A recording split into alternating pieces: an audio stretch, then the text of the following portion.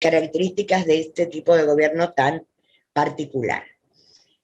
Al final de la clase hicimos un pequeño ejercicio de cierre o de repaso, que hoy vamos a intentar hacer lo mismo con lo que se da en clase. ¿Lo pudiste ver, Luciano, vos? No. Hoy lo vamos a poner. La clase todavía no la vi, profe. No, pero no quedó grabada, viste que tenemos que resolverlo todavía con la parte técnica. Yo ya mandé el mensaje, es verdad. Tuvimos también problemas. Sí, se me grabó en la computadora. Sí. No sabemos. La clase anterior no se pudo grabar. ¿Cuándo fue? ¿Qué estamos? La del miércoles, claro. Se me grabó en la computadora. Claro, se me grabó en la computadora. Entonces estamos viendo de cómo hacer para hacérsela llegar a técnicas para que ellos la suban a YouTube. Pero no sabemos, porque yo creo que el problema fue, ¿se acuerdan para los que estaban que Leila tenía problemas en conectarse? Pero yo estaba me puse a grabar y después no sé por qué se fue la grabación. Y a ella le quedó todo en la compu. La segunda parte encima. Bueno, vamos a ver. Lo que íbamos a ver hoy, a charlar hoy, es ya empezando con las instituciones jurídicas y sus cambios. La primera que vamos a ver, la que vemos siempre en todos los periodos de Roma, es el matrimonio. Y cuando hablamos de matrimonio, tenemos que hablar, primero que nada, del parentesco. Ustedes habrán visto, habrán leído, ¿verdad?, que ahora hay cambios muy importantes en materia de derecho de familia que van a impactar en el matrimonio, en las adopciones, obvio, en las formas de patria potestad, y vamos a ver que todo esto tiene que ver con el cambio del derecho y, por otro lado, en realidad, toda esta ampliación del territorio romano, que deja de ser esa pequeña ciudad, estado, este territorio ampliado, los territorios coloniari o las provincias romanas conquistadas, requieren una regulación desde el punto de vista cultural, comercial y obviamente jurídico, y eso es lo que va a hacer el derecho de gentes. Va a ampliar, decíamos, el derecho quiritario, que es cerrado, que es estrecho. ¿Por qué? Porque estaba pensado solamente para los originarios ciudadanos romanos, que recordamos quiénes eran, los patricios, ni siquiera los plebeyos. Por lo tanto, básicamente el derecho de gentes va a ser el que se aplica tanto a romanos como a extranjeros. ¿Qué sucede en materia de familia? Ay, esperen, a ver, ¿qué están escribiendo acá? Está con datos móviles. Ah, no, esto ya lo vimos. En materia de derecho de familia, vamos a ver que el parentesco, justamente por todas estas cuestiones, y además por el debilitamiento de la costumbre antigua, también la encontramos como mores maiorum, mores, costumbres de los mayores o de los ancestros. Este derecho consuetudinario, que era la base del derecho quiritario, va perdiendo eficacia, va perdiendo vigencia. ¿Por qué? No en lo religioso estrictamente, pero sí como fuente de los actos jurídicos. Recordemos que de ahí surgían todas las instituciones, sobre todo las del derecho privado. Y el único parentesco que generaba derechos y obligaciones, o sea, efectos jurídicos válidos, era la agnación. ¿Se acuerdan de eso, verdad? ¿Sí? Por lo tanto, decíamos entonces que esa familia romana, la que vimos para el derecho quiritario, la podemos considerar como una ficción jurídica en realidad. Una ficción jurídica, una creación, podemos decir, del derecho civil o derecho quiritario. Siempre cuando hablamos de derecho quiritario, ahora en este momento del derecho de gentes, se empieza a denominar a ese mismo derecho, que es el derecho antiguo, como derecho civil o civil, que viene de los cives o de los ciudadanos, quiritario de los portadores de la lanza. En definitiva, el derecho creado por los patricios. Esa creación jurídica se va a ampliar, y esa asociación, que era una asociación religiosa, jurídica y económica, eso era la gens, similar al genos, ¿se acuerdan que vimos en Grecia? Eso ahora va a perder la vigencia como entidad, lentamente como entidad jurídica, vamos a ver aparecer muy de a poco una familia más nuclear. Hablamos, cuando decimos gens, es una familia amplia o una familia extensa, recuerden, con una cumbre patriarcal y con un grupo de subordinados o alieni iuris bajo su dependencia y potestad casi absoluta.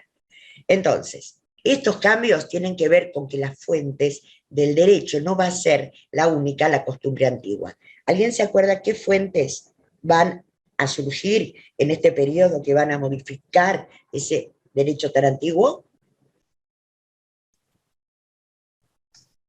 Puede ser la jurisprudencia clásica. Muy bien. Y muy bien, Martín. ¿Y antes? Los edictos de pretor. Exacto.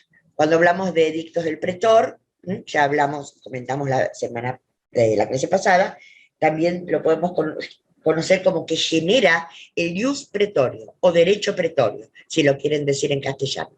O también lo van a encontrar como derecho honorario, porque en definitiva surge de una magistratura honoraria, ¿sí? Y cuando hablamos, esto no me acuerdo si lo charlamos la vez pasada, cuando hablamos de doctrina o jurisprudencia clásica, no es lo mismo. Cuando nosotros decimos jurisprudencia clásica como fuente del derecho, no es la jurisprudencia judicial, porque se hace un poco de lío cuando vienen, sobre todo a rendir libre, hablan de las sentencias coincidentes sobre los mismos temas o temas semejantes de jueces. En este caso, jurisprudencia clásica, estamos hablando de más que nada una labor de estudiosos, casi como lo que nosotros en Fuentes del Derecho denominamos doctrina, ¿sí? Es una creación jurisprudencial, una creación de juristas, ¿sí? No son sentencias de jueces. Eso no me acuerdo si lo charlamos y se había quedado claro, porque eran los del Concilio Príncipe que se reúnen, que convoca el príncipe Octavio Augusto. Bueno, en definitiva, en este contexto, el cambio que se da en las instituciones jurídicas se da a partir del empuje y de las modificaciones de ese ius pretorio y del ius honorario, y, por supuesto, de la jurisprudencia clásica. Esto es algo que se denomina derecho de gentes o ius gentium. Impacta en todas las instituciones jurídicas que vamos a ver en este periodo con cambios muy grandes, pero también hay que tener en cuenta algo muy importante, que este periodo, que es un periodo extenso, ¿vieron? En siglos, es un periodo de transición. ¿En qué sentido? Que el derecho pretorio y lo que surge de la jurisprudencia no se van a transformar en derecho positivo. Son soluciones que aporta desde el punto de vista, en el primer momento, el pretor, a pedido de parte y para casos puntuales. La ley vigente es todavía el derecho quiritario. Y el derecho pretorio más la jurisprudencia clásica van a venir a ampliar, a elastizar y sobre todo a dar respuesta a situaciones nuevas que para el derecho quiritario no estaban pensadas porque no existían. Vamos a ver en este segundo periodo cómo también la forma de gobierno cambió, obviamente, de esa ciudad pequeña donde eran los mismos paters los que gobernaban, porque esto lo tenemos en claro, ¿verdad? ¿Quiénes ocupaban todos los cargos del gobierno? Senado, los comicios, los colegios sacerdotales, eran los paters. Por eso se dice que es cerrado el derecho, por eso se mantenía en forma oral, por su secretismo, y también por eso no hay una clara diferenciación entre la esfera de lo público y de lo privado. ¿Por qué? Porque no existe lo público, no hay un Estado fuerte. En cambio, vamos a ver que a lo largo de este derecho de gentes, que abarca, decíamos, monarquía, abarca la república, abarca también una nueva forma dentro de la república, que es la diarquía, vamos a ver que acá se van a dar cambios muy lentos, en transición, pero no queda derogado el derecho quiritario. Más vale se puede hablar de una coexistencia. Nunca el edicto del pretor, ni la jurisprudencia clásica tuvieron como intención derogar el derecho consuetudinario anterior. Más bien, de lo que sí podemos hablar es que el derecho civil utilitario va cayendo en desuetudo. Esta expresión jurídica la han manejado, ¿verdad? ¿Sabemos qué quiere decir desuetudo? ¿O no? Sí, es cuando se deja de utilizar determinada normativa por falta de uso, digamos. O sea, exacto. Se pierde. Claro, digamos así, va perdiendo vigencia no por ser derogado, sino por dejar de usarse. Lo contrario de consuetudo, desuetudo, exactamente. Bueno, entonces, en definitiva, se va creando este derecho que va a ser menos singular, mucho más amplio, y como decíamos, el ámbito de aplicación personal y espacial es tanto para ciudadanos romanos y para extranjeros.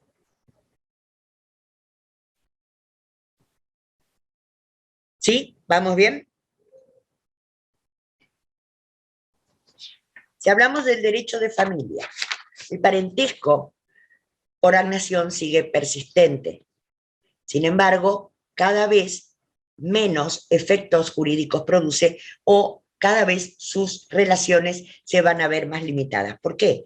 Porque ahora justamente y muy lentamente por obra del edicto del pretor, vamos a ver que los vínculos de sangre, lo que se denomina parentesco por cognación o parentesco cognaticio, van a ir supliendo, ampliando y finalmente modificando el derecho antiguo en todas las instituciones. La cristalización definitiva del parentesco por cognación como un derecho positivo, lo vamos a ver recién plasmado en el código, en los códigos del último periodo y sin duda en el Código de Justiniano o Corpus Iuris Civilis. Ahí sí no va a haber ya esta transición entre lo viejo y lo nuevo. Ya vamos a tener todo, por ejemplo, las relaciones de familia vinculadas a los efectos jurídicos de la cognación. Para la Roma antigua existía, en los primeros tiempos, existía el parentesco por cognación, tanto como el de agnación. ¿Qué quiere decir parentesco por cognación? Un grupo de parientes o de personas que se encuentran vinculados entre sí. ¿Por qué? ¿Por qué criterio se encuentran vinculadas? Si hablamos de cognación. ¿No era un vínculo de sangre, profe? Exacto. Personas que se encuentran vinculadas por lazos de sangre y además no distingue entre sexos. O sea, el vínculo cognaticio abarca, por ejemplo, de una persona dos ramas, la paterna y la materna, también las colaterales. En cambio, a diferencia de esto, la agnación, que era el único parentesco, si bien existía el otro, pero el vínculo de sangre no producía efectos jurídicos y la agnación sí, ¿cuál era? ¿En qué consistía? ¿Cómo alguien de ustedes lo puede contar con sus propias palabras? ¿Qué era la agnación? ¿Por qué es diferente a la cognación? Era... Más o menos, ¿eh? Ah. ¿Era qué? No, hablaba. Que cuente. No. Cuente. Que era una ficción del derecho civil y era vinculado nomás por línea paterna, puede ser, y también abarcaba hijos adoptivos. Pero sí, era en relación a línea paterna. Exacto, línea ascendente paterna. A ver, agnados podían ser las mujeres también, pero no tenían ningún tipo de incidencia. Su rama, tanto era que ellos perdían el estatus jurídico al casarse y caer bajo la mano. ¿Se acuerdan de eso? Entonces, la agnación es una ficción, justamente, creada por el derecho antiguo, el derecho hereditario, y que considera agnados o parientes a los descendientes masculinos de varón en varón, remontándose hasta los primeros antepasados. ¿Sí?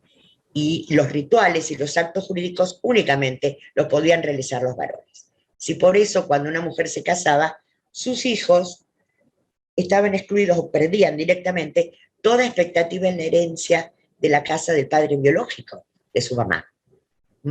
¿Se entiende? Bien. Entonces, esta es una diferencia muy importante y si hablamos de matrimonio, que es lo que tenemos acá, vamos a ver que justamente estos cambios van a incidir en un tipo de matrimonio que va a ser el que era una excepción para el periodo quiritario. Recordemos rápidamente que en el periodo quiritario, el matrimonio que se acostumbraba, el matrimonio legítimo, el que se llamaba convención in manus, era el matrimonio donde la mujer se incorporaba en calidad de filia o de hija a la patria potestad del pater. Pasaba a ser en el locus, digamos, lugar de otra más de las hijas, como hermana de su esposo, hermana de sus propios hijos. El matrimonio cum manus tenía, ¿se acuerdan?, dos formas de realizarse que eran rituales. Una con ritual religioso, se llamaba confarreatio, y la otra con un ritual civil, que había que ir al mercado, que tenía que estar presente el libripens con la balanza y hacer todo ese ritual, porque era como una compraventa ficticia. En los primeros tiempos era real. Se llamaba la coemptio. Se decía por mancipatio, pero coemptio quería decir que aludía a matrimonio. Era como que en los primeros tiempos se remonta a esas épocas tan pretéritas en donde las mujeres se compraban. Arrojaban a Herrudes en un platillo de balanza y en el otro algo que represente a la cosa.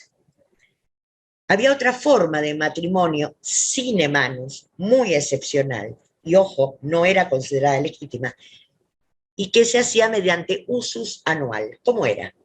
Empezaban a convivir, simplemente, sin ningún acto jurídico, sin ningún ritual, sin testigos, sin festividades.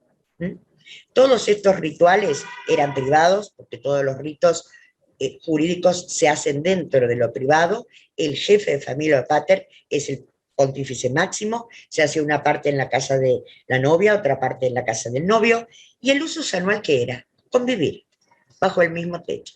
Tenía usus, que es el más antiguo término para adquirir, que alude a adquirir la posesión de las cosas. Ustedes se acordarán que cuando vimos propiedad, a ver si puedo escribir acá, ¿se acuerdan cuando vimos propiedad? Que había dos tipos de cosas, las más importantes y las menos importantes. Las más importantes eran res mancipi, y las res nec mancipi, las menos importantes. Si no se hacía un acto, un endurececio con la varita, la vindicta, o un emancipatio, se puede adquirir de otra forma, con el transcurso del tiempo, que se llama usucapión, hoy en día, lo llamó así Vélez Arfield, lo llamaban los romanos, tomó ese término Vélez, prescripción adquisitiva y extintiva para el otro. Pero ¿qué tiene que suceder? Transcurrir el tiempo. Para las cosas más importantes, 2 años, está en las 12 tablas, y para las menos importantes, 1 año. Vale decir que el matrimonio antiguo consideraba a la mujer una res nec mancipi, no dentro de las res más importantes, ¿sí? Transcurrido 1 año de convivencia, ahí sí cobraba vida o forma jurídica el matrimonio. Por eso es una mera relación de hecho. Pero ¿qué pasaba si ustedes como abogados se ponen a pensar? Nacían bebés, nacían hijos de esa unión. Durante 1 año pueden nacer un hijo como mínimo o gemelos, 2 hijos. Bueno, ¿esos hijos eran considerados hijos legítimos o no? ¿Qué les parece? ¿O qué recuerdan de lo que charlamos?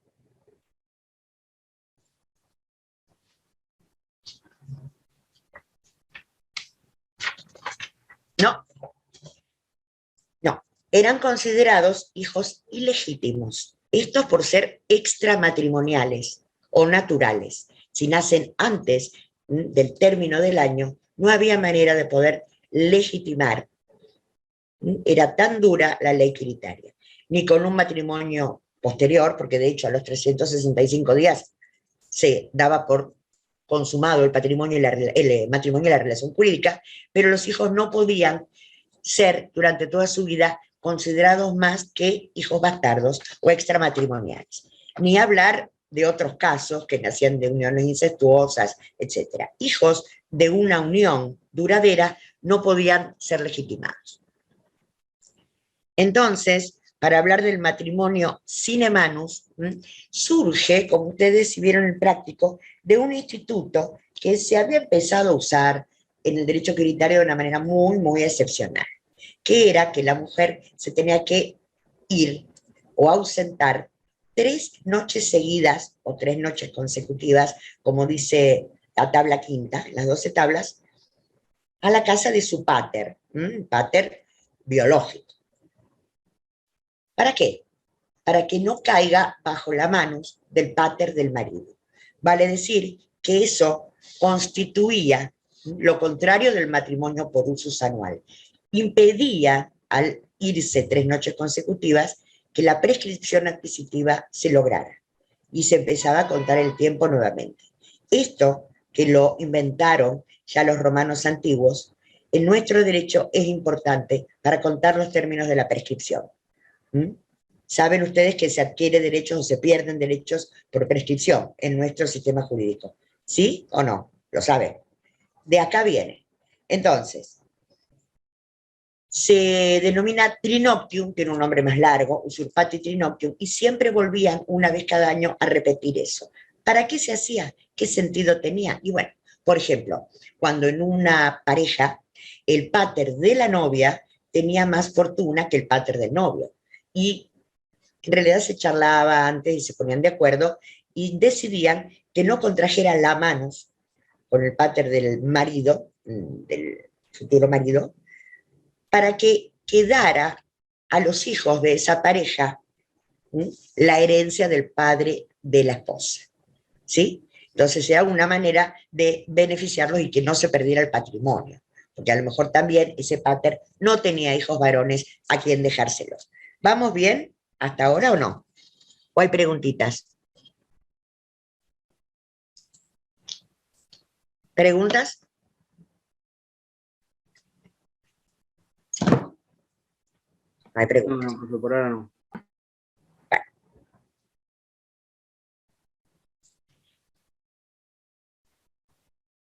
Entonces, en el transcurso de todo este periodo del derecho de gentes, hay que tener claro que sigue vigente como norma general, pero cada vez menos usado el matrimonio cum manus. El matrimonio sine manus va a llegar a ser, hacia fines del periodo, y sobre todo en la época del Principado, el matrimonio típico del derecho de gentes.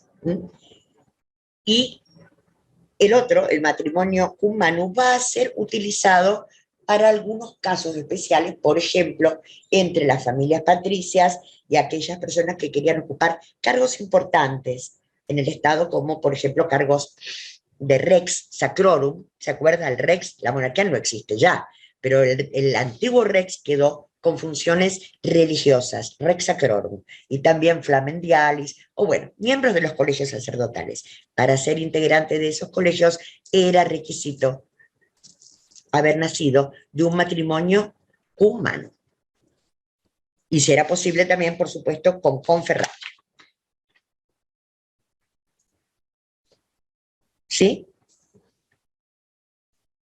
Vale decir entonces que este matrimonio sine manus, de ser una excepción en el periodo anterior, va transformándose en el matrimonio más común y en la regla general del derecho de gentes. En este momento del derecho de gentes vamos a ver, ahora vamos a ver cuáles son los elementos constitutivos, que lo tenemos ahí, que son 2 en todo tipo de matrimonio, corpus y animus. Vamos a ver que en estos casos, cuando hablamos de corpus, es un elemento físico, podemos decir, objetivo o material, y se manifestaba, por ejemplo, en los primeros tiempos y luego también con actos, ya sean actos jurídicos o actos sociales, ceremoniales, que exterioricen el acto de cambio de la mujer de la casa del padre o pater a la casa del marido. Y acá podemos verlo en los ejemplos de la traditio y la deductio in domo. La deductio in domo era eso que cuenta Fustel de Coulanges, que todavía se hace hoy en día.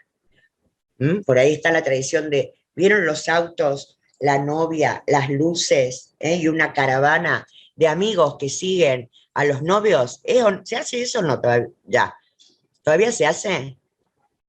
Con los tarritos que hacen ruido para indicar que hay un matrimonio, hay una boda. Algo parecido con música, con alegría, con flores, era la deductio in Diomo, tanto en Grecia como en Roma, y exteriorizaba esa ceremonia para que todos los testigos, recordemos que eran orales, los actos, sobre todo el derecho quiritario, todo el mundo tenga idea del cambio de situación jurídica. Eso se llamaba corpus, ese elemento material, y el corpus indicaba que la mujer tenía que ser deductio, quiere decir conducida a la domus del marido.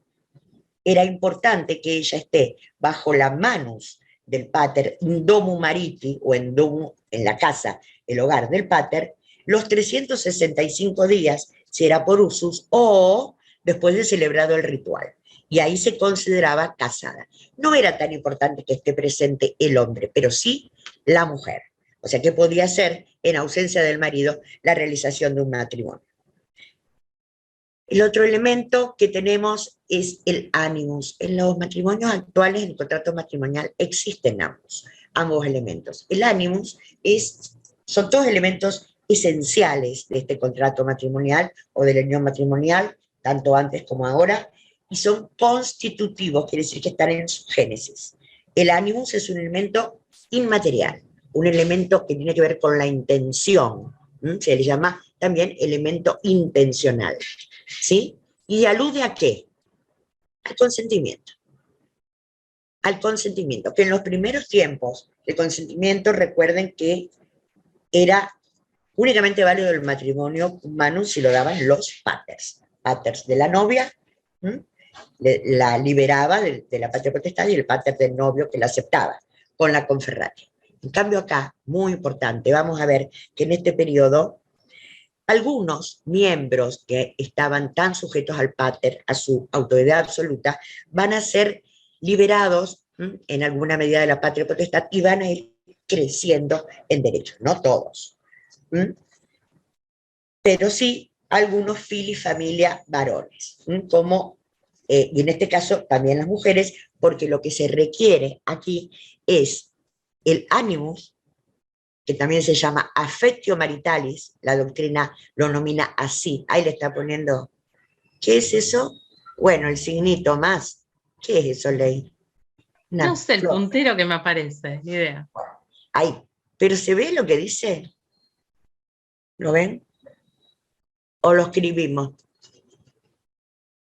En este periodo, ahí está, el consentimiento o acuerdo entre las partes se denomina affectio maritalis, que no es otra cosa que la voluntad, la intención de continuar viviendo bajo el mismo techo, con la intención de ser recíprocamente esposo y esposa y procrear una descendencia legítima. ¿Está?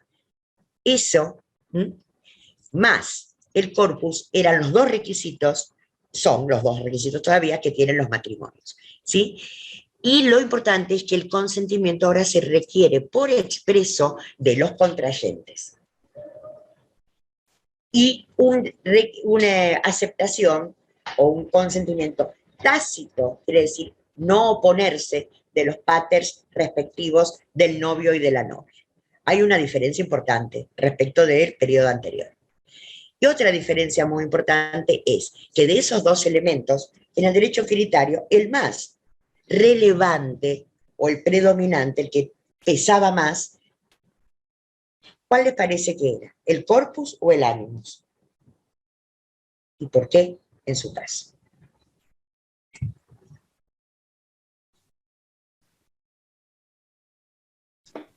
El animus sería, profe, por la voluntad. ¿En cuál periodo? ¿Quién está hablando? Luciano. Luciano. Luciano. En el matrimonio sine manus, digamos. O vos de qué estabas preguntando, profe. Quizás me confundí yo. A ver, vamos de nuevo. En el primer periodo, la regla general era matrimonio cum manu, ¿verdad? Cum manu. Entonces, de esos dos elementos, ¿cuál les parece a ustedes que sería el predominante?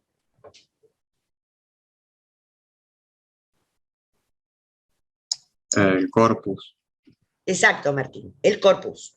En cambio, justamente, como ahora hay tantos cambios, en el derecho de gentes, el predominante va a ser la voluntad continuativa, el consentimiento o animus, el elemento inmaterial. También tiene, como siempre decimos, el derecho surge de la realidad de la vida, de la historia. ¿Qué había pasado en este momento? Las guerras de conquista. Y durante la época de Augusto, ya no tantas guerras de conquista, pero hay guerras y se necesitan defensas fronterizas porque están avanzando los bárbaros o germanos. Entonces, ¿se acuerdan que decíamos? Octavio Augusto crea un ejército profesionalizado altamente, con una remuneración alta, se necesitan las legiones, los cuerpos o tropas especiales, se necesitan los prefectos del pretorio, la guardia pretoriana. Entonces, durante muchos años, los hombres no vuelven a su casa, y ni hablar si son tomados como cautivos o prisioneros de guerra. Entonces, esta situación de que el consenso haga mantener, por más que el corpus no esté, por más que estén marido y mujer separados durante años, es válido el matrimonio.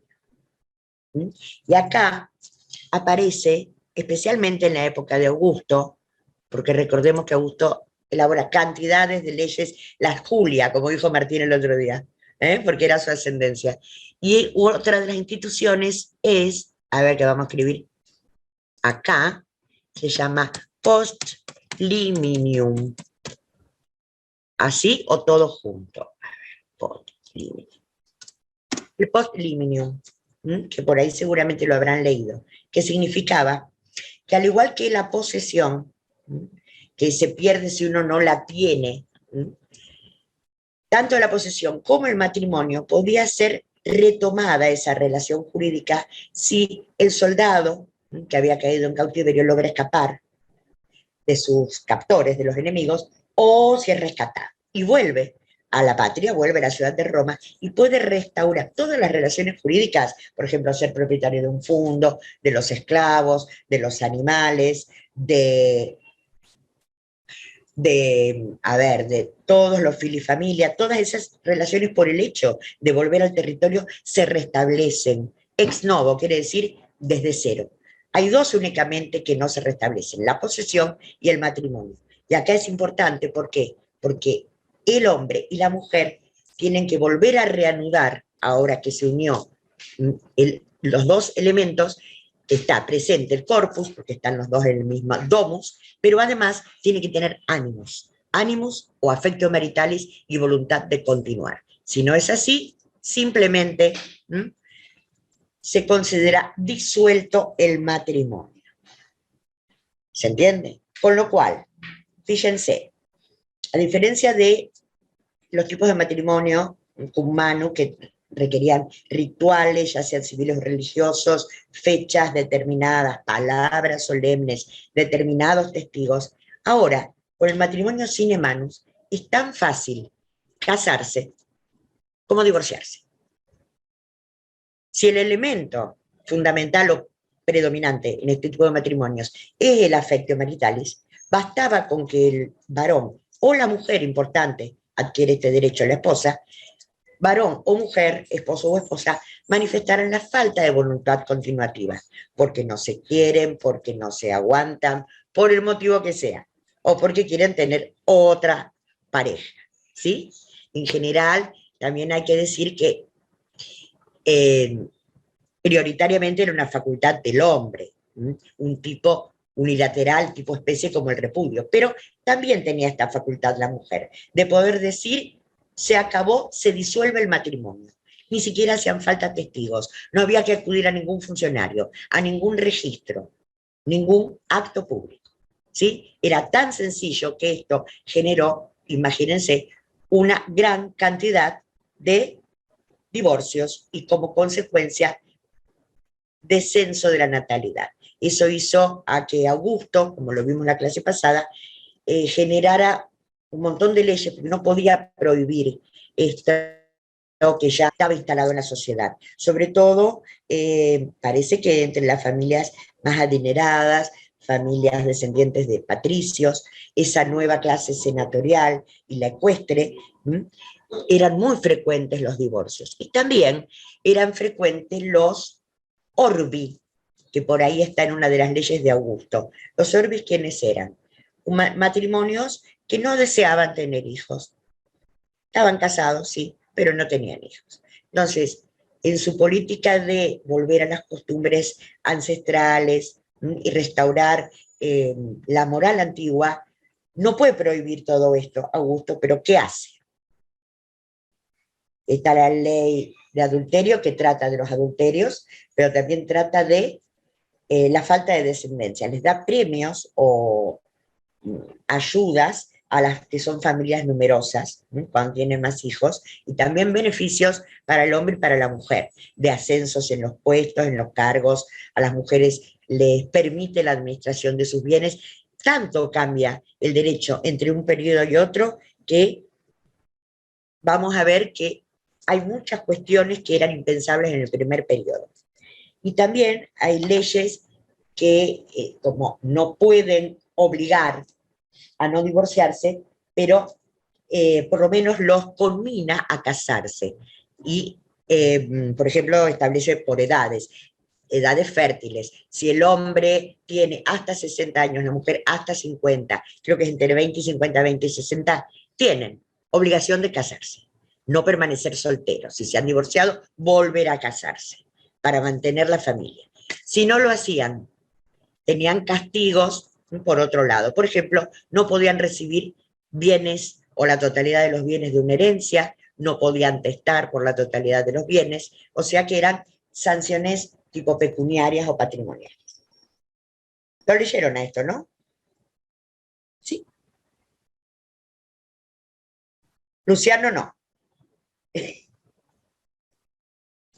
Bueno, no importa, yo lo que quiero saber es si se está entendiendo, eso quiero, que me digan.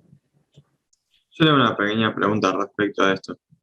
¿A quién o quién era el que reclamaba o qué sector se veía beneficiado por este intento de vuelta a la moral antigua? ¿Los patricios o alguna...? Sí, los antiguos patricios.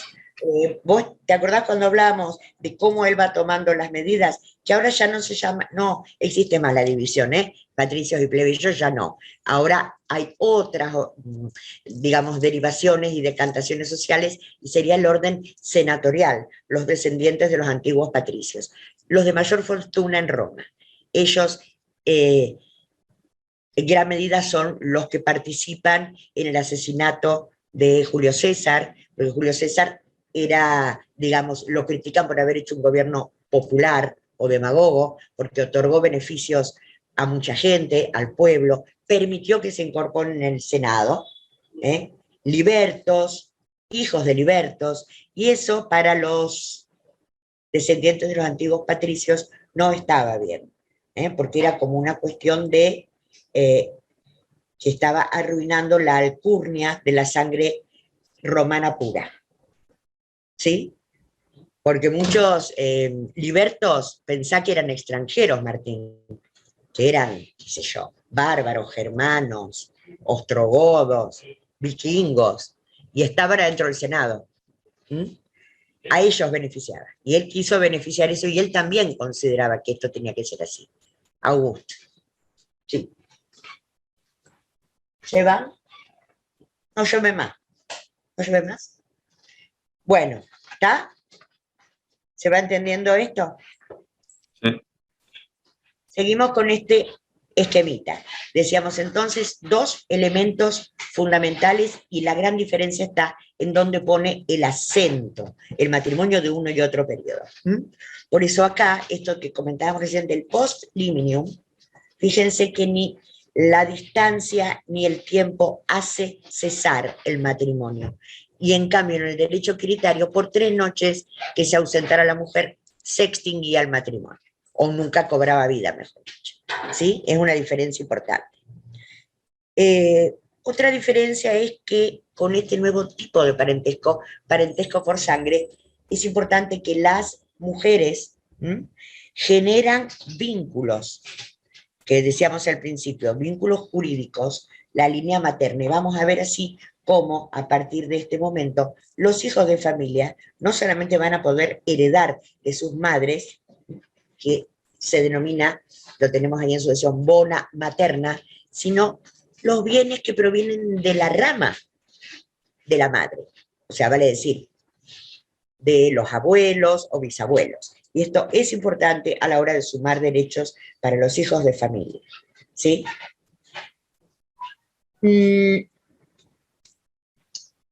También en este periodo, la doctrina establece los requisitos para la validez del matrimonio.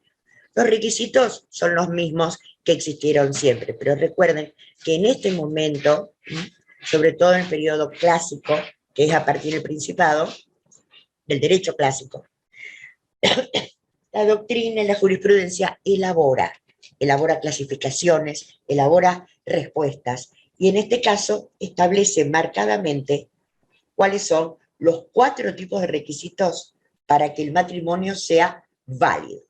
También hay que decir que así como el primer periodo se llamaba cum manus, matrimonio cum manus, o conventio in mano, era lo que se decía para aludir a un matrimonio legítimo, acá el término para aludir a matrimonio legítimo es otro, y que lo vieron por ahí en los textos, y es justae nuptiae.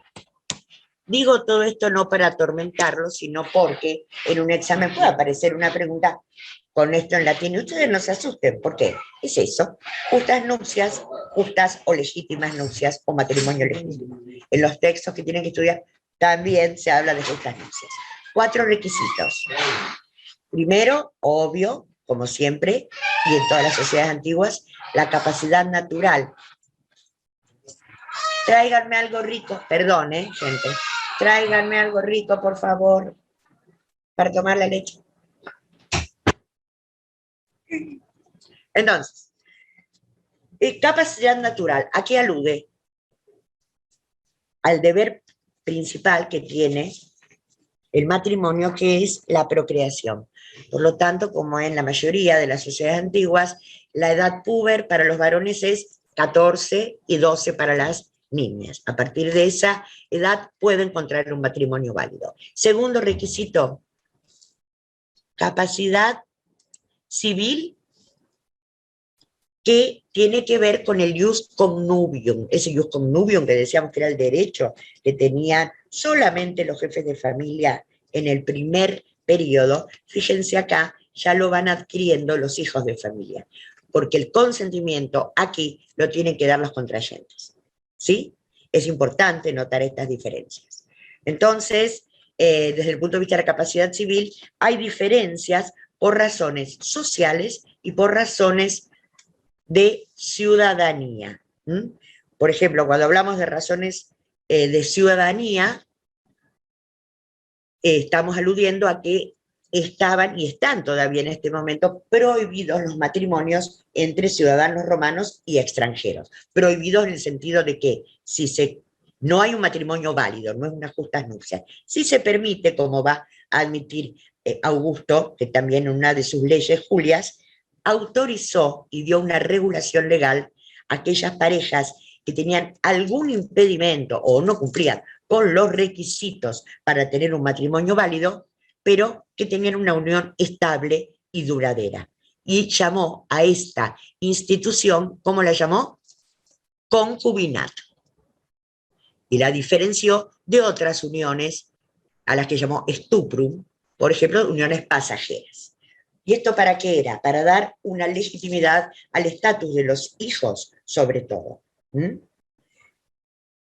En fin, a ver, cuando hablamos de razones sociales, fueron cambiando a través de la historia del derecho. Primeros tiempos, las razones sociales es que no se podían mezclar 2 clases entre comillas sociales, patricios y plebeyos, ¿se acuerdan? No era válido, estaba prohibido el matrimonio entre patricios y plebeyos. Esta fue una de las demandas muy importantes de los plebeyos, y con la ley canuleña se resolvió.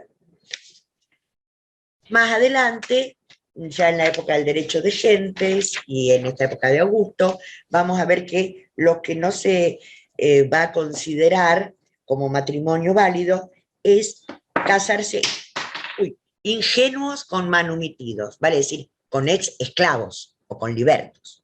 Esto no era considerado un matrimonio legítimo. Y también otro tipo de requisitos era la ausencia de impedimentos. Ausencia de impedimentos, ¿dónde estamos? Ahí. De 3 tipos: por adulterio, por matrimonio preexistente y por parentesco. Y ahí vamos. Por adulterio. Esta tiene que ver con la ley de Augusto. En realidad, nunca se permitió o no estaba bien visto que se casara una persona con el cómplice del adulterio. Sobre todo si uno de los dos, para que haya adulterio, a ver, uno de los dos mínimos tiene que tener una unión legal, tiene que haber estado casado. Entonces, estaba prohibido socialmente primero, y con la ley Julia de adulterios está no solamente sancionado desde lo privado. ¿Se acuerdan que en los primeros tiempos decíamos, ¿quién castiga este tipo de delitos? ¿Se acuerdan? El exilio puede ser a una isla desierta. Ahora muy bien el exilio, pero antes, el periodo anterior era el pater. A la mujer, sí, pater. ya sea su esposa, su hija o la esposa de otro hijo, muerte, podía aplicar el derecho de vida y muerte.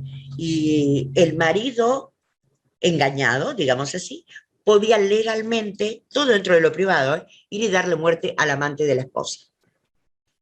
Así directamente, porque no intervenía el Estado en estas reglas. En este periodo del derecho de gentes vemos cómo sí interviene en lo privado y en la vida doméstica, y establece que esto deja de ser un delito de orden privado y se transforma en un delito público, a juzgarse por jueces que determinarán si hubo o no adulterio, y en ese caso, como dijo Martín, exilados, cada uno a una isla desierta diferente y con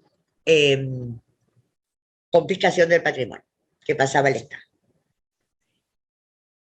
Otro de los impedimentos era el matrimonio preexistente. Vélez Arfield también lo toma y lo denominó ligamen. ¿Por qué? Esto también piensen, a diferencia de sociedades muy antiguas, como vimos hebreos, Babilonia, acá no existe la poligamia, no está admitida, ni menos, ni tampoco la bigamia. Entonces, si hay un ligamen o un matrimonio preexistente, el matrimonio posterior no es válido. ¿Por qué? Porque hay un impedimento. Y el parentesco es muy interesante. ¿Por qué? Cambió el parentesco, dijimos, ¿no? ¿Sí o no?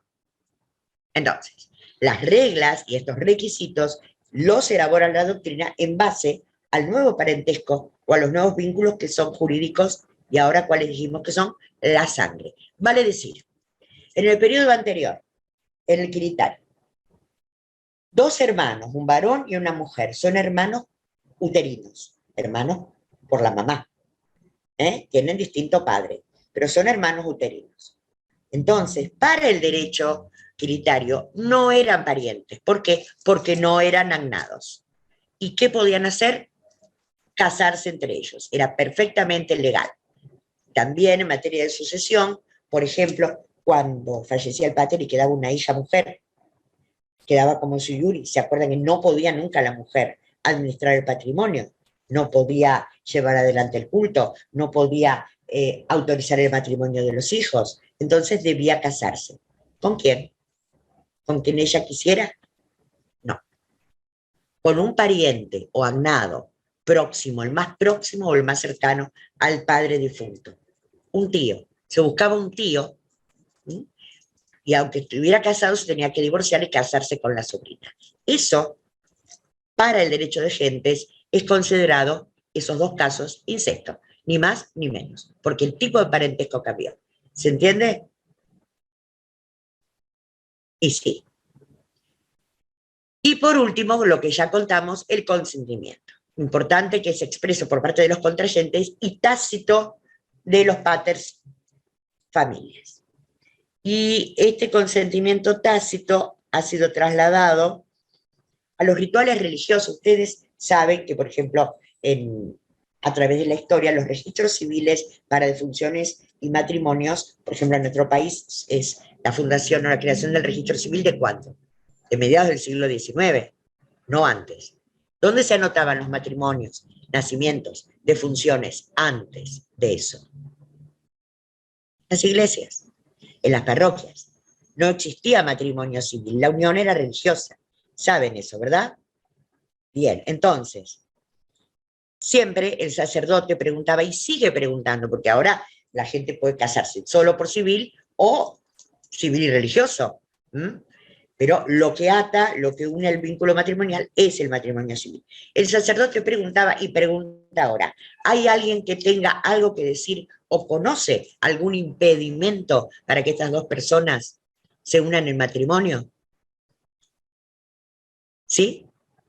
Y en general, por supuesto, nadie dice nada, salvo en todas las novelas rosas, tanto escritas como televisivas y cinematográficas, que siempre aparece una mujer con un bebé en brazos que es hijo del que se va a casar, y entonces eso es un impedimento, o al revés, algún novio que tenía la que se está por casar y no sé, y lo dejó abandonar. En fin, eso es consentimiento tácito, los paters mudos. Entonces también acá el silencio hace manifestación de voluntad. ¿Estamos? Vamos al otro cuadro, Ley. Si podés.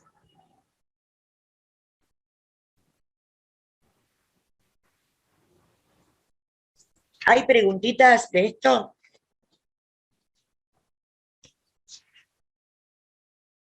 No. Cuando hablamos de patria potestad, también hay cambios, dijimos, en la patria potestad. Primero que nada, en cuanto a las formas de adquirir la patria potestad. Lo mencionamos hace un ratito. A ver, siempre va a existir, y todavía está vigente, el matrimonio en justas nupcias, o matrimonio legítimo. El hijo o hija nacido en matrimonio legítimo adquiere el pater sobre la patria potestad. Obviamente, en esta época no hay patria potestad compartida, también sabemos eso. En cambio, y esos hijos, si nacían de un matrimonio por usus, aunque después se configura como matrimonio, durante el tiempo previo era simplemente una unión de hecho. Esos hijos no se podían legitimar en el trinitario y ahora sí, se pueden legitimar porque el príncipe Octavio Augusto le otorga una concesión. Cuando hablamos de concesión, la palabra para denominarlo es rescripto, como fuente del derecho. ¿Qué es un rescripto? No es una ley, porque la ley tiene el sentido de ser general, para todos. Una concesión o un rescripto es para un pedido, una petición y un caso particular. Entonces, si un padre va y solicita que le sea concedida la legitimación al hijo, al príncipe puede otorgársela, hará sus averiguaciones necesarias. Y también por matrimonio posterior. Esto es muy importante. Antes no era posible esto. Y por adoptio también se podía adquirir la patria potestad en el periodo anterior, pero ahora aparece, además de la plena, la minus plena. ¿Existe esto hoy en día? ¿Qué vieron de adopción ustedes? ¿O qué recuerdan o qué saben? De adopción, de menores, ¿no?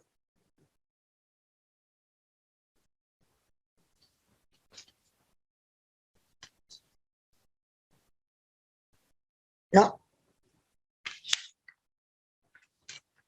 La adopción plena, para el derecho antiguo, para el derecho romano, era aquella que extinguía todo vínculo jurídico con su familia de origen, como decíamos hace un rato. Pasa por la ficción del derecho trinitario a ser un fili, incluso el futuro pater podría ser de la nueva familia. Y no perdía toda expectativa en la herencia del pater biológico.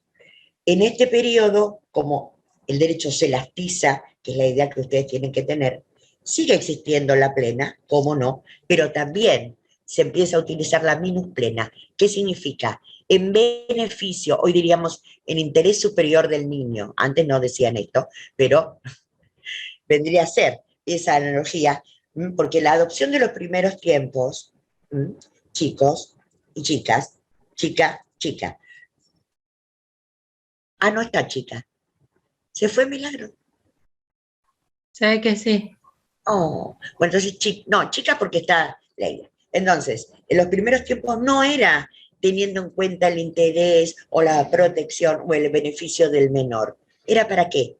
para sumar brazos o fuerza de trabajo a una gens donde no tenía muchos. En cambio acá también, además de eso, se tiene en cuenta el beneficio del menor y la posibilidad de que pueda heredar de los dos paters, o tanto el pater de la madre, de la familia biológica, perdón, como el pater de la nueva familia, que es la familia adoptiva, o de sus abuelos en los dos casos, ¿sí? Esto es muy importante en cuanto a las relaciones personales. ¿Qué quiere decir esto? También hay muchos cambios. ¿Por qué? Porque vemos que era poder absoluto del pater. En los primeros tiempos tenía derecho de vida y muerte, no solamente cuando era recién nacido, ¿se acuerdan si era defectuoso? Podía no ser defectuoso, podía el pater pensar que había nacido de un incesto, podía pensar que había nacido de un adulterio, o tener la certeza, o simplemente porque había muchas bocas que alimentar en la gens. Tenía el pater de la familia, el sui juris, derecho de aplicarle o la exposición, que era abandonarlo, o el derecho de vida y muerte. Cuando el hijo ya es más grande, a cualquier edad, si está sujeto a la patria potestad, también podría castigarlo con la muerte, o expulsarlo, echarlo de la gens, desheredarlo. Estos poderes absolutos vamos a ver que en este periodo se van a ver reducidos o limitados. Como es lógico, ¿por qué van a ser limitados? Y por los edictos del pretor y por la jurisprudencia, que van justamente a poner límites y a poner frenos, no eliminar la autoridad absoluta del pater. De hecho, existe en la actualidad lo que se llama patria potestad, ¿no? Pero la que existía en los primeros tiempos se va a ir menguando o reduciendo. Y en cuanto a las relaciones patrimoniales, ¿lo podemos subir a eso? ¿Ley? Se me está cayendo todo. Relaciones patrimoniales, tenemos que compararlo con los primeros tiempos, los tiempos del derecho finitario, y pensar esto. El único sujeto de derechos civiles, ius connubi, ius comercio, o sea, facultad para consentir matrimonios, dar su consentimiento, para realizar actos jurídicos, compraventas o contratos válidos, para estar en juicio, para atestar, para todo, eran los jefes de familia. Los filifamilia, tuvieran la edad que tuvieran, no eran sujetos de derechos plenos, si tenían el pater vivo. Por lo tanto, si realizaban algún tipo de acto jurídico o contrato, o contraían una obligación que afectara al patrimonio de la gens, el pater familia podía negarse y rechazar ese acto jurídico, y no era responsable en toda la Roma antigua por las obligaciones que haya contraído el hijo o un dependiente, un esclavo que lo haya mandado. A veces surgió esto que se generalizó tanto, muchos paters le decían, sí, anda a Grecia, hace este negocio, trae ánforas de vino y aceite de oliva, pero después cuando llegaba se negaba a pagarlo, amparado en ese derecho.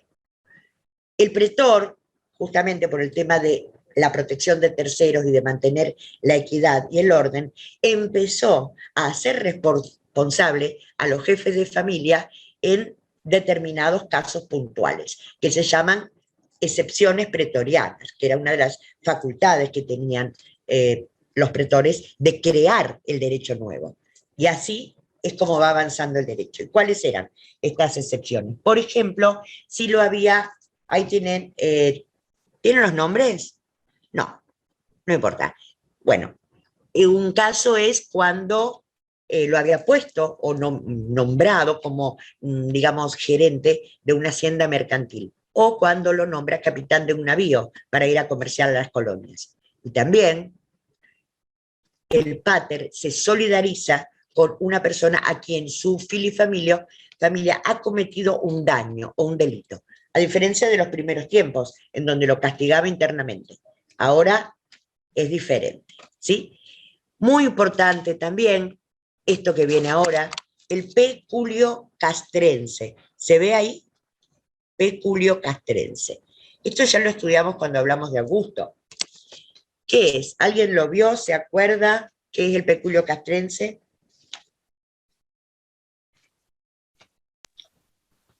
Es lo que recibía por botín de guerra o el pago que recibía mientras estuviese en campaña militar. Muy bien. El filifamilia. Fíjense, exacto. O sea, los bienes, ya sea remuneración, porque acuérdense que ahora el ejército, al profesionalizarse, recibe remuneración, y remuneraciones altas. Eso por un lado. También botín, donativo, regalos que puedan ser los generales o el Estado a los militares victoriosos.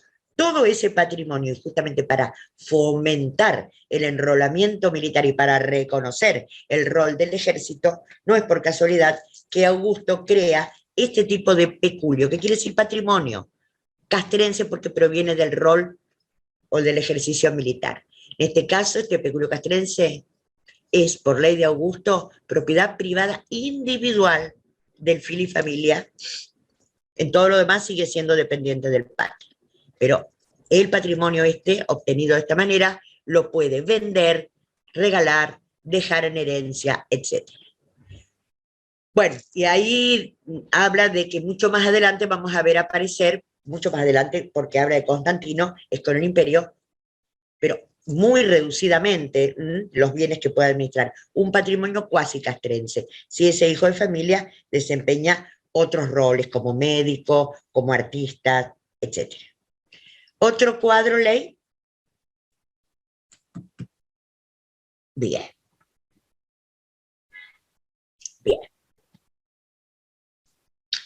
A ver, antes de empezar con sucesiones, y ya que somos poquitos, ¿te parece, Ley, que hagamos un repasito, un cierre de lo de familia? ¿Podemos? Dale, sí. Sí, sí. Vamos a hacer como el otro día, chicos. ¿Se animan? Después, si tenemos tiempo, seguimos con sucesión o seguimos la clase que viene. Vamos a ver.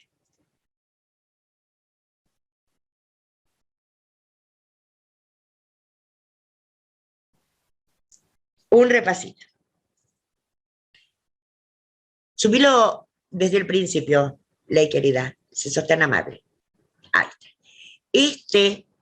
Para Luciano que no estaba y para Darío y Martín que sí estaban, este es el ejercicio que hicimos el miércoles pasado, con los temas que fuimos dando.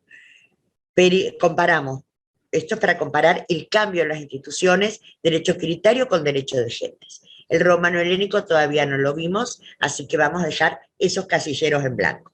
Entonces, los chicos hablaron de los periodos, hablaron de las fuentes, ellos lo fueron completando, características, y lo hicieron muy bien, formas de gobierno, ciudadanía, y ahora vamos con derecho de familia, que es lo que dimos hoy. ¿Qué podemos poner acá? Derecho de familia, lo primero, recuerden que hay que saber, es el vínculo de parentesco. Bien, Martín. Agnación. Parentesco de agnación, ¿vos decís? ¿Qué decís, Luciano? No, lo mismo pasa que se me había cortado. No lo había escuchado, Bueno, Martín. estamos de acuerdo, ¿no? Los tres. En base a las costumbres antiguas. Perfecto. Comparado esto con el periodo que acabamos de charlar hoy, de estudiar hoy. ¿Qué ponemos acá? Cognatio, cognación. ¿Cómo?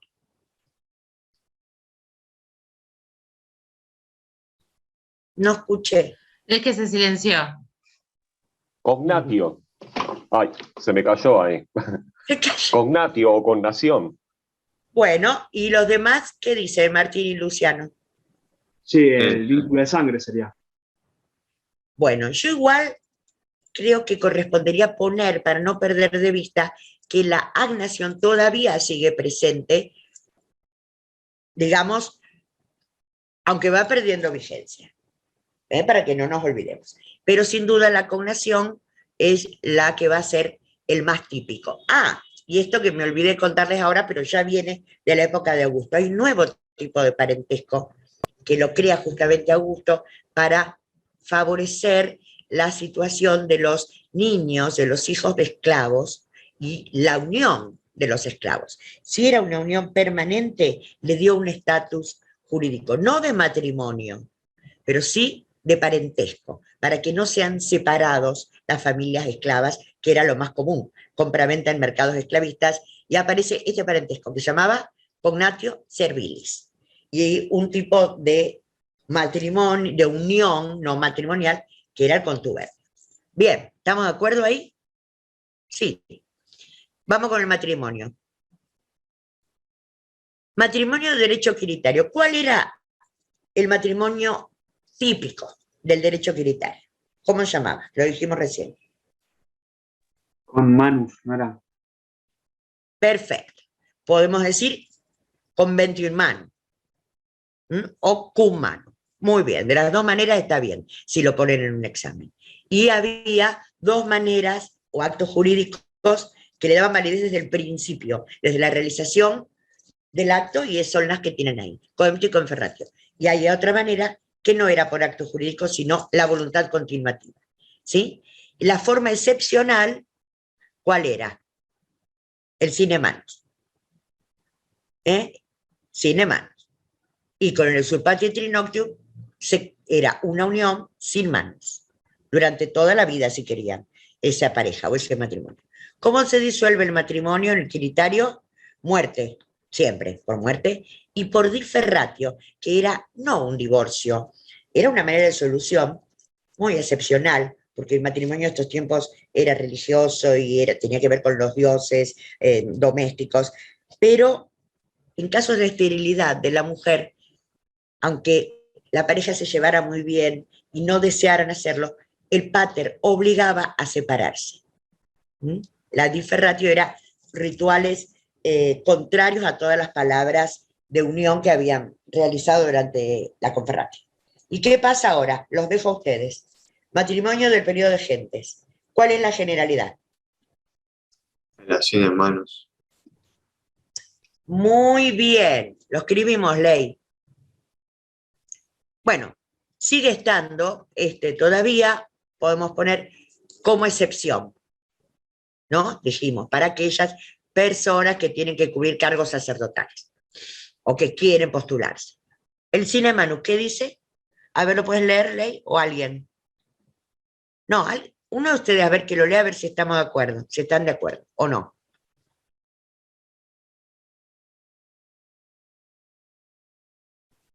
Matrimonio válido, justas Lo leo nupcias. yo, chicos, bueno. Ahí lo leo. Sí. Lea. Dale. Bueno. A ver si está bien. Igual no nos hacemos cargo porque lo escribió Leila. Por eso. Tampoco me hago cargo porque yo no lo escribí. Bueno, lo escribió. Nadie se hace cargo. El gran Borelli, ¿se acuerdan de ese juego? Bueno, no importa. Es para que decidamos entre todos si está correcto o incorrecto. A ver, dale, Darío, si sos tan amable. Sí. Comienza a utilizarse como matrimonio válido, o sea, matrimonio sine manus. Comienza a utilizarse como matrimonio válido o justas nupcias. Luego dice, habla del consentimiento, que es el affectio maritali. Este es lo preponderante, contrario a lo que era el matrimonio cum manu, a donde era el corpus. Acá es el affectio maritali. ¿Está bien Ese hasta ahí? es el elemento predominante, sí. ¿Vamos bien? Luciano, ¿vas bien? Sí, bien. Sí, sigamos. Ahí de acuerdo. Bueno, los requisitos de validez. Sí. Capacidad civil, capacidad natural, consentimiento y ausencia de impedimentos. Sí. Hasta ahí bien. Después, la disolución es por muerte de uno de perdón, los no vale. Esto lo di recién, ¿se acuerdan todos? Sí. Prestaron atención. No, está bien. Así lo dejamos fijado. A ver, disolución.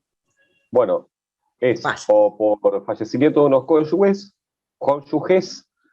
la pérdida, ahí se me va una I, eso, de la capacidad civil o del ius connubium.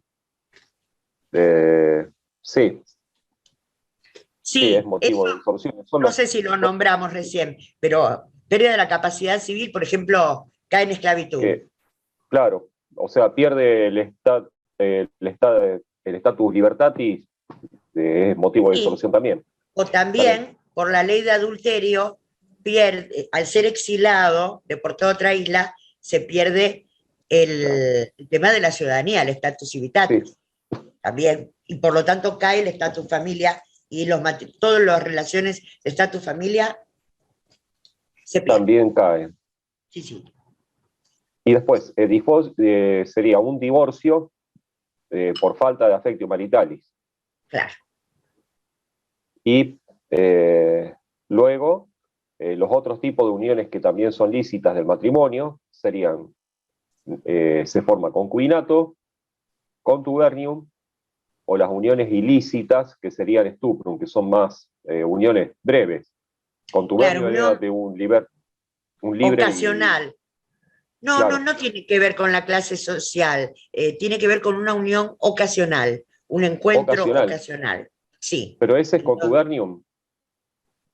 No, el contubernio es la unión permanente entre esclavos. Claro, a ese iba, sí.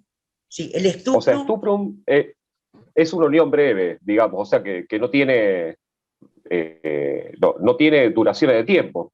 Eso es lo que entendí como... Sí, sí. Dos personas que estuvieron juntos un día, una semana, no sé. Entonces, a eso la ley de Augusto no le da legitimidad como unión. Al concubinato, a pesar de que no es matrimonio, es una unión lícita, lo mismo que el contubernio. No son matrimonios, pero le da, sobre todo para el tema de los hijos y su expectativa en la herencia, es importante. Y en el caso del concubinato, la ley esta de Augusto obliga a los padres que van a ser cognados, no agnados. Todavía está vigente la agnación.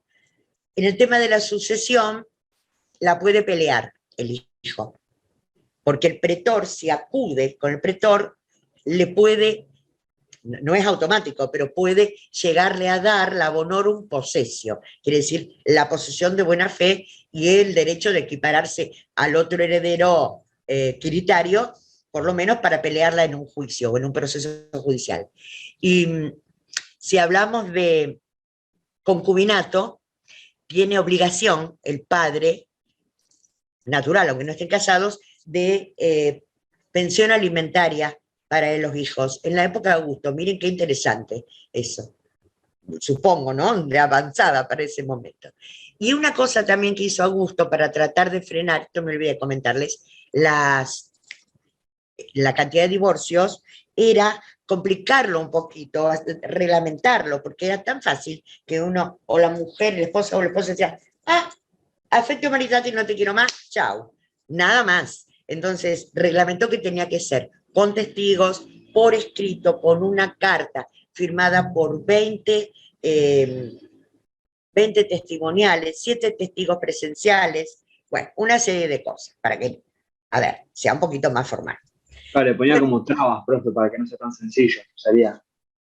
¿Cómo, querido? ¿Qué? Le ponía como trabas, como para que no sea tan fácil. Exacto, claro. Sí, sí, lo reglamentaba. A veces cuando el derecho no puede ir, y de hecho no pudo restaurar las antiguas costumbres, Augusto, por más que se empeñó, trata de buscar por otro lado la solución.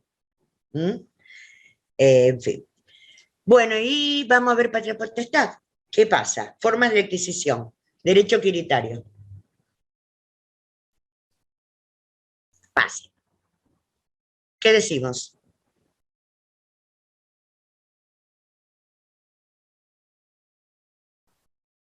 ¿La dejamos a Leila? No, la patria, o sea, bueno. Igual me iba a equivocar, está bien. A ver, vamos a leerlo. Léelo, ¿querés, Darío? Sí, ahí lo leo. A ver si es correcto. Es por procreaciones justas nupcias, por adopción, o sea, por adopción plena. Nada más que plena. Nada más que plena. Nada más que plena. Y no hay posibilidad de legitimación posterior de los hijos. Claro. Si están fuera de, o sea, no tuvieron adopción plena, tampoco puede ser legitimado posteriormente. Sí, es más cerrado, este derecho es más cerrado, sí.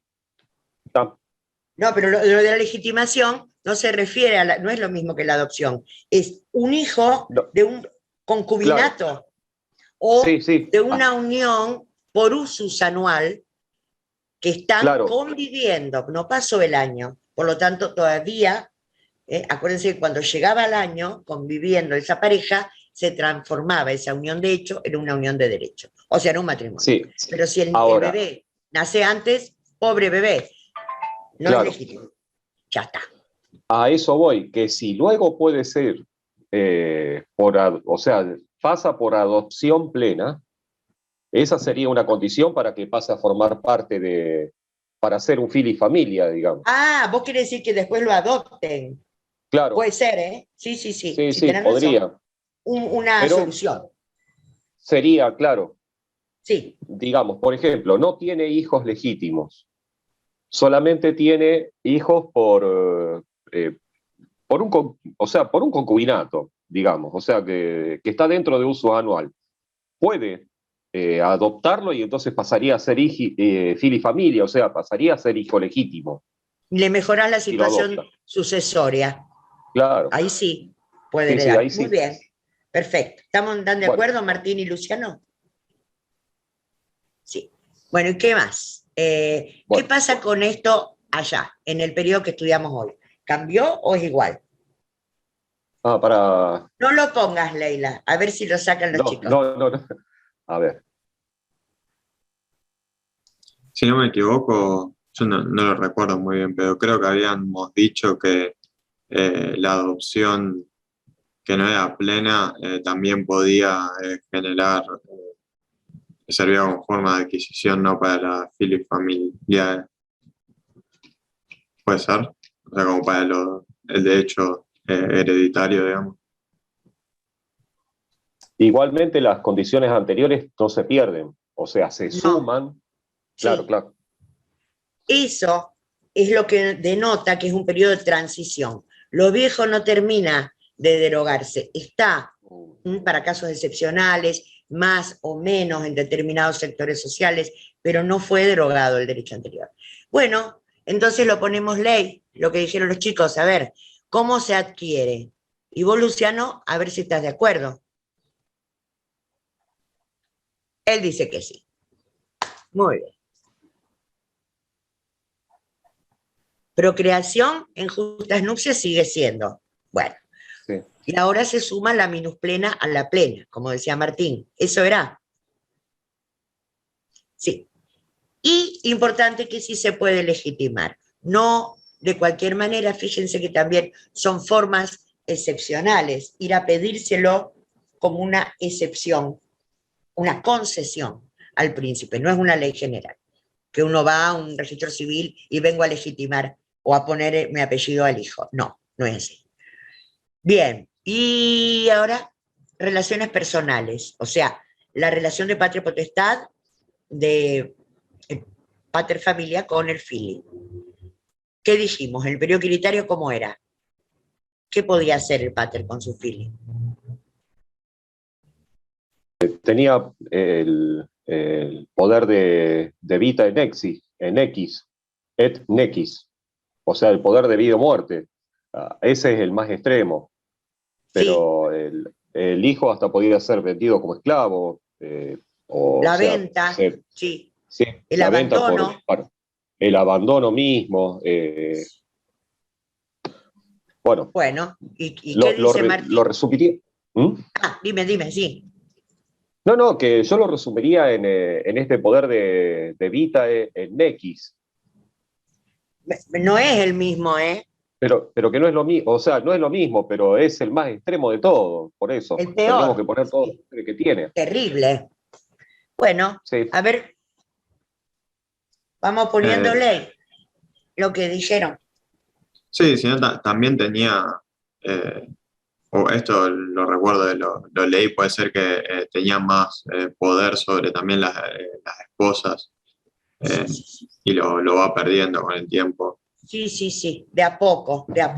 Muy bien, sí. Cuando llegamos al último periodo, en las colecciones de Justiniano, la patria potestad queda reducida a algo muy semejante a lo que hoy tenemos los padres sobre los hijos, que es el poder de corrección y disciplina. Y van a ver cómo cuando lleguemos al derecho romano-helénico es casi lo mismo que tenemos en nuestros ordenamientos jurídicos, porque de ahí lo hemos recibido. A ver, el derecho de vida y muerte, la exposición, el vender a los hijos. Claro. Ahí está. Entregar en nosa en esi, sí. Ahí me acordé. Sí, sí, sí. Bueno, ¿estamos ahí? Luciano se nos fue, nos abandonó. Abran los micrófonos, chicos, así pueden participar. Ya estaba con el micrófono abierto, qué bien, acá están los gritos. Bueno. Abriré los micrófonos a los chicos, Ley, o que los abran ellos. Bueno, ¿qué ponemos acá en el derecho de gentes? ¿Qué habría que poner? Ya el tema de vender a los hijos a la esclavitud se vuelve mucho más restringido si es que no desaparece, no recuerdo bien, lamentablemente. No, no desaparece del todo, pero va a haber limitaciones, justamente por el nuevo origen que va a tener el derecho, nuevas fuentes. El pretor empieza a limitar. Obviamente yo me lo imagino a eso como cuando uno puede ir a la Defensoría del Pueblo o puede ir al juzgado de menores a denunciar malos tratos de padres hacia los hijos, una cosa así es lo que hacía el pretor a través de su edicto, y castigaba a los padres. ¿Lo ponemos, Ley? Y también lo que hace Augusto en otras de las facultades el trato hacia los esclavos, eso que me acordé ahí cuando vos dijiste, Martín. Sí, entre las leyes de Augusto, hasta él pone un pretor especial, creo que el prefecto, prefecto de los cargos que crea él, el prefecto para que controle las relaciones entre amos y esclavos, porque también cuando el esclavo era ya o estaba muy viejito y enfermo, no le servía más, los abandonaban para que mueran. Y eso es un trato inhumano.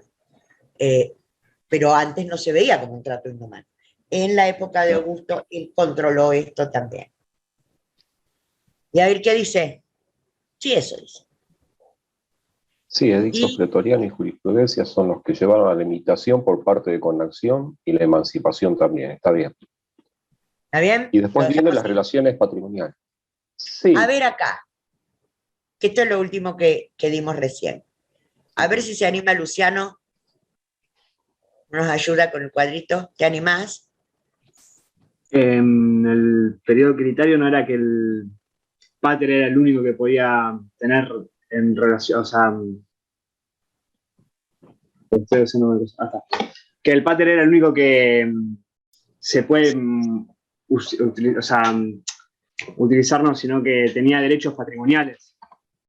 Bien, traducido eso, ¿cómo se diría? Era el único que tenía el ius commerci.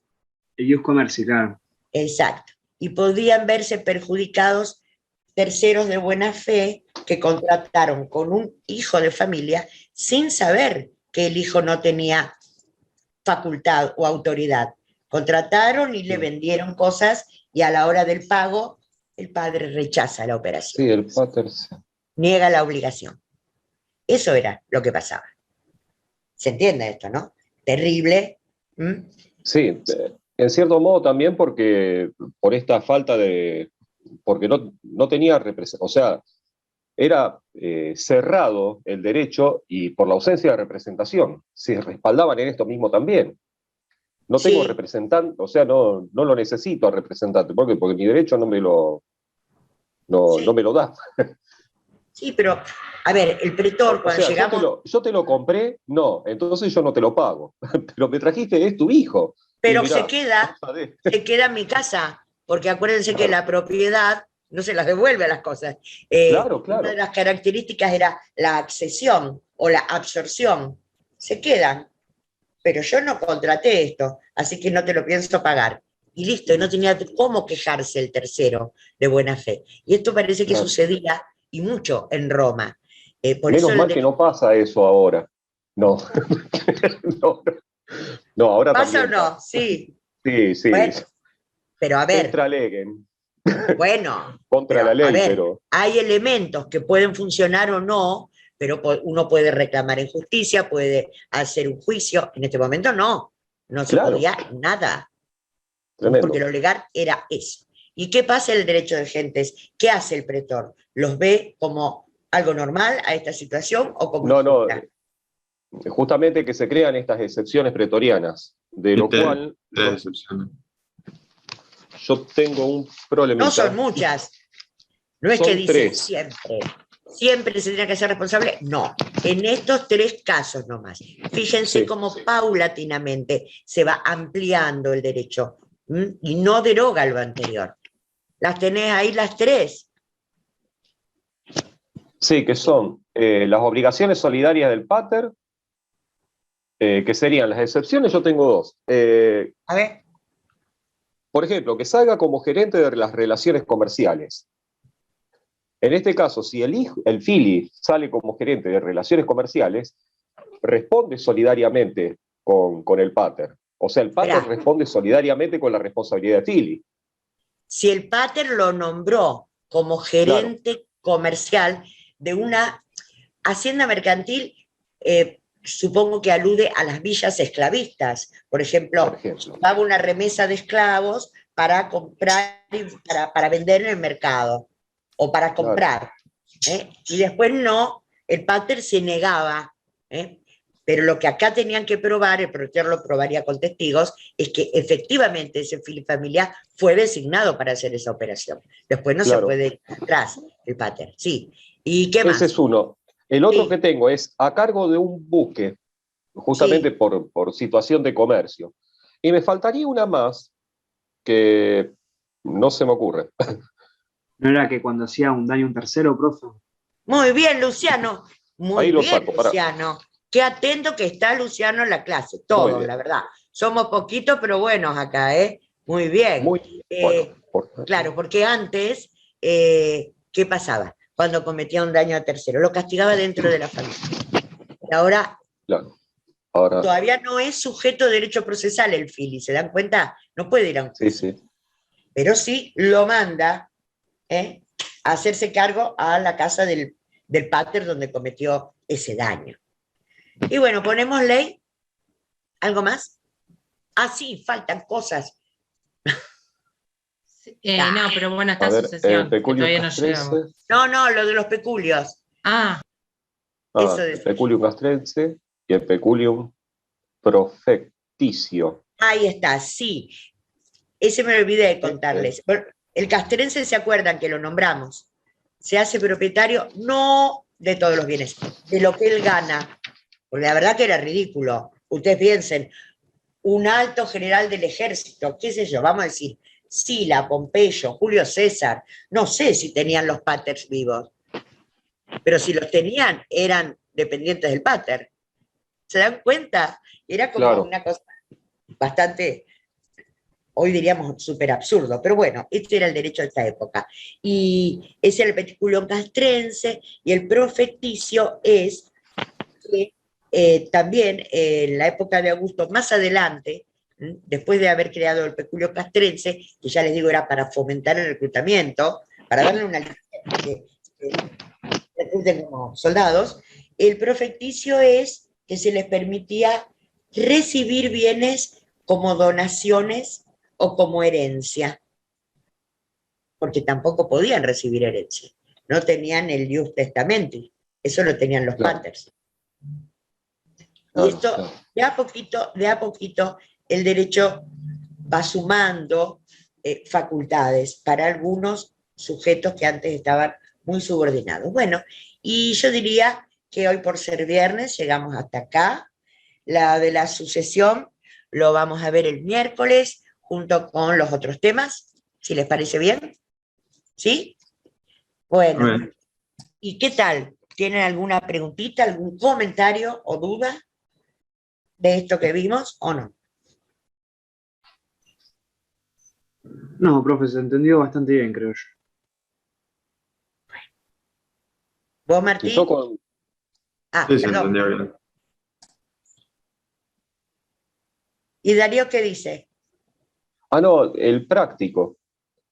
Ah, el práctico. Sí, Sí. que cometí un error y no me doy cuenta dónde. Lo En el ponemos. matrimonio sine manu fue la Sí, consigna. sí, pero no me Martín doy y cuenta dónde está Luciano, el... son las 5 ya. Si ustedes se necesitan retirar, vamos a poner los prácticos ahora para que vea a Darío. Pero ustedes están liberados, si quieren. Si no, miramos los prácticos juntos. A ver, vos te equivocaste en... Matrimonio sine manus. En A ver, esta. ¿por qué? Leo A ver, el... Sí, léelo. ¿Querés leerlo, Darío? A ver, ¿cuál sí, fue sí, el léeme el problema? contexto. Dale. Dice que matrimonio sine manus, los Sí. antiguos modos o actos jurídicos idóneos para constituir el conventio in manus o matrimonio cum manus, que eran confarreatio, coentio y usus anual, que extinguían, toda relación jurídica de la mujer y expectativas sobre la herencia de su familia de origen, se transformaron en este periodo en excepcionales y fuera de uso. Claro, ahora que lo leo lento, ¿ves? Sí, es verdad, pasaron a ser excepcionales, porque ahora pasaba a ser, ahora estamos, acá me está hablando del matrimonio cum manus, y que ahora que pasamos al derecho de gentes, sí, está bien, mala mía. Sí. Sí. Y este solo te equivocaste vos, Darío. Lo demás está todo perfecto, Sí. ¿no? Sí, pero no sé, o me pongo viejo cuando estoy leyendo, no sé qué pasa, porque ahora lo leo en voz alta y me doy cuenta que, claro, sí, hay Y a que lo leer mejor es despacito. eso. A lo mejor lo tenés que Sí, leer en sí, voz sí. alta, tal vez. Sí, debe ser, Sí. y poniendo los ojos más derechos para darme cuenta de qué es lo que está pasando. ¿Cómo va a decir que te pones visco? Me hace reír, mira. Claro, ¿cómo puede ser? No, porque Bueno, yo decía, ¿cómo puede ser? No, claro, no estoy bueno, hablando de la época del Cumano, estoy hablando del cine mano, por Dios. Bueno, está bien. Martín y Luciano, ¿tienen alguna pregunta del práctico? ¿Se equivocaron en algo ustedes? Sí, yo en el de familia me confundí, me parece, pero En patria potestad. claro, después A ver. lo volví a leer y me di cuenta de mi error. También por leer apurado, profe, más que nada. Sí, porque uno lo quiere terminar, ¿verdad?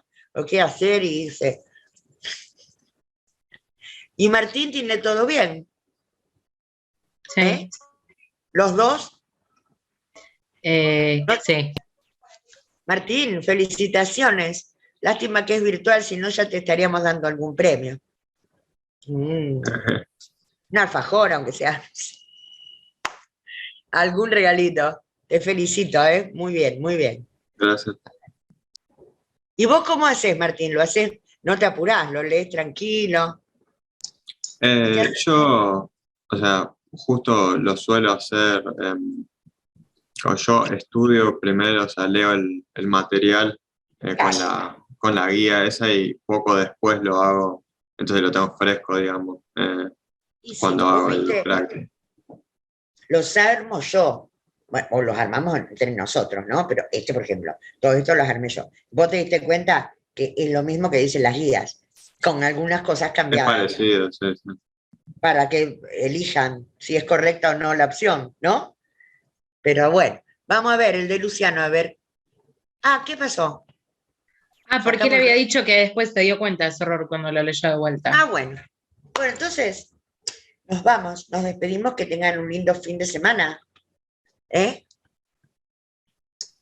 gracias, profe. Nos estamos Y que viendo. Chao, profe, nos veamos igualmente. el miércoles, ¿eh? Los espero. Nos vemos. Bárbaro.